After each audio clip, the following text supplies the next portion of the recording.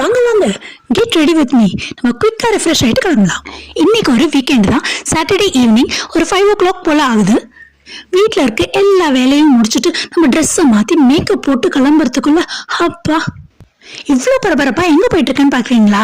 இங்கே இருக்க கோயிலில் ஆடிமன் ஸ்பெஷல் பூஜை வச்சுருக்காங்க. அதை பார்க்கறதுக்கு தான் இவ்வளோ வேகமாக கிளம்புறோம்.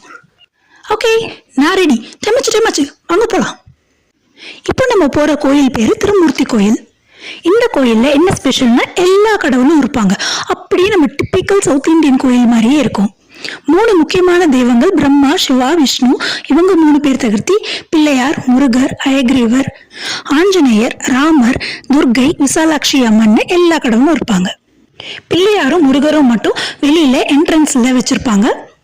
எல்லா சாமியுமே நல்லா சூப்பரா அழகா டெக்கரேட் பண்ணி வச்சிருப்பாங்க.